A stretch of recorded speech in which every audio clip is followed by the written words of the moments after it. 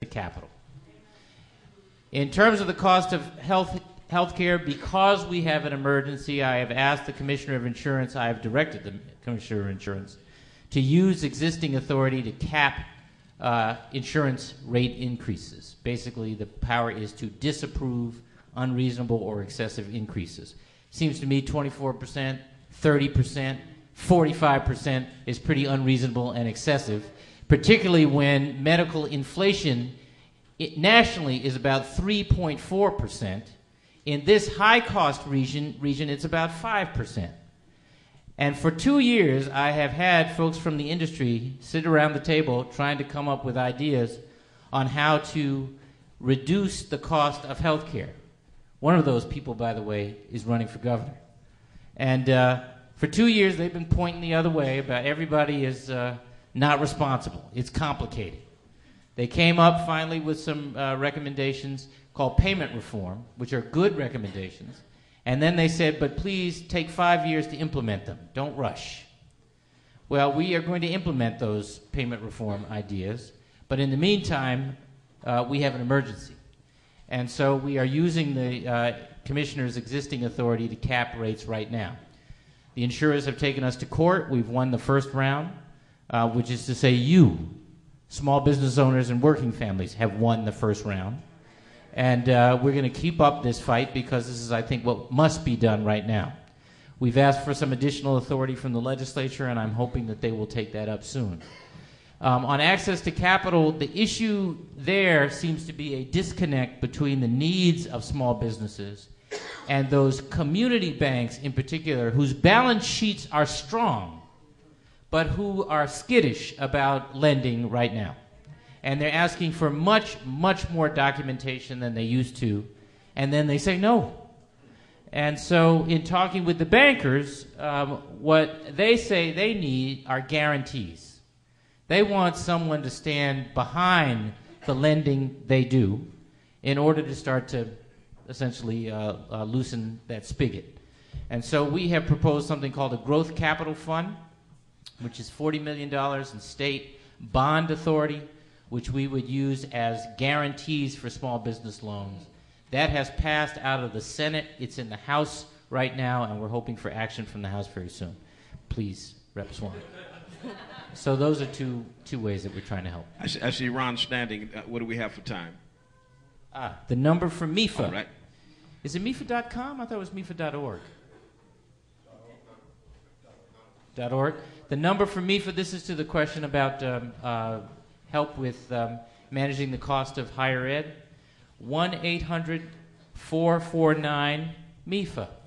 Okay. 6332. 1-800-449-6332. What happened to the after 10 p.m. curfew that was supposed to be in effect because young thugs are still out there after dark? Is that a city issue? I don't know anything about it. All right. That seems to be a local issue. I'm sorry. Mr. Mayor, do you want the mic?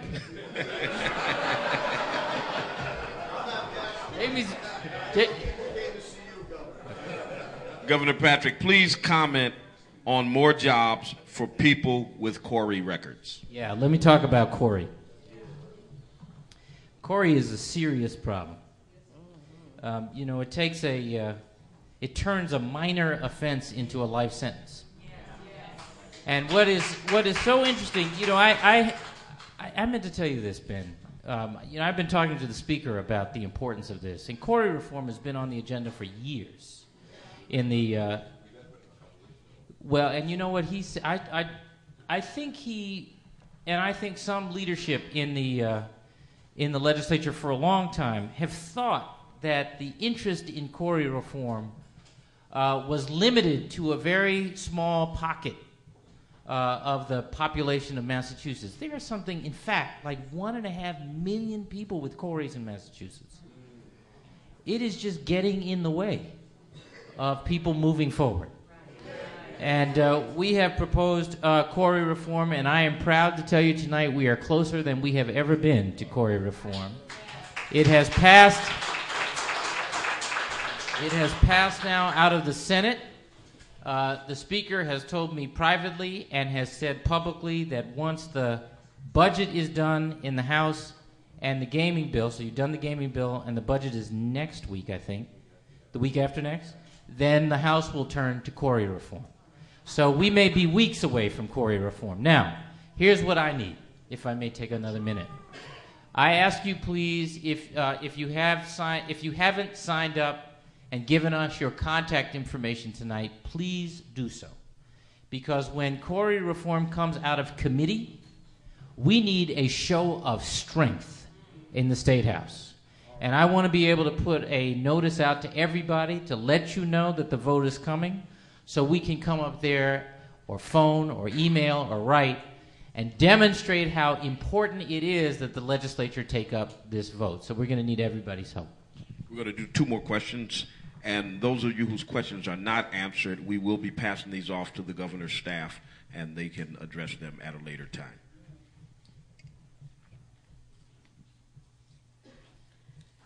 I know many teenagers and their families who benefited from those teens having summer jobs last year. Those jobs were funded by grant and stimulus money. Will that money be made available again this year? We're working on it. Last year we had 11,000 summer jobs, so 3 times the usual amount, and it made a difference. And a lot of that money was used for after-school jobs as well. 1,400 in Springfield. And it was huge. There is a bill pending in Congress right now which would extend that program for another summer. Don't get the wrong impression. There is also state money. It's in your budget too, I think, in the House budget. It's in our budget proposal. But the federal money is what gave us the multiplier. And that bill, actually, you know, one of our new senators voted against it recently in the Senate. I think I'm right about that, last week. I think I'm right that it passed in the House. It's passed in the United States Senate anyway, right? Didn't it pass anyway in the United States Senate? A Republican, Buttigieg from Ohio, John, Democrats, and voted to close the debate and move it forward. So we're hopeful, and we need this. We need a decision on this soon, because people are starting to make their summer plans and starting to hire. Can I make one other point, though, just building off the question? I know we're short of time.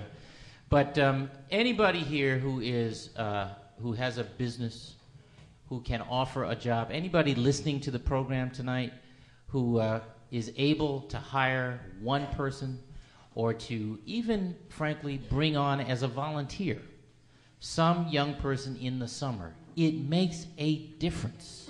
It makes a difference. I am still, frankly, benefiting from lessons I learned on the snow cone truck I worked on, or the machine shop I worked in, or the tables I bussed in the summertime.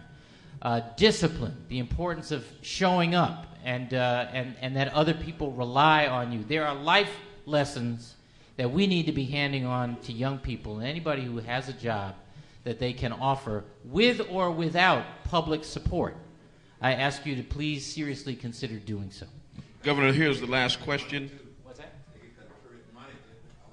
They can also contribute money. That's right. Thank you. Here's the last question. It's open-ended. What is the best news that you can share with us? Well, the best news, gracious, I got a lot of good news. Actually, after all, we're in a house of good news. I got a lot of good news. I think, you know, I mentioned what our students and teachers are doing in school. I mentioned that you don't have to worry here in Massachusetts that if you get sick, you're going to go bankrupt because you can't afford your health care, or that you're going to be thrown off your health care because you got sick or had a pre-existing condition. I mentioned the things that we're doing to create a new economy and a better environmental stewardship and clean and alternative energy. I think the best news is that the Commonwealth added 7,000 jobs last month and 5,000 jobs the month before that, and I think that we're going to continue on that course. We have to continue on that course because, frankly, without a job, everything else is up for grabs. Everything else.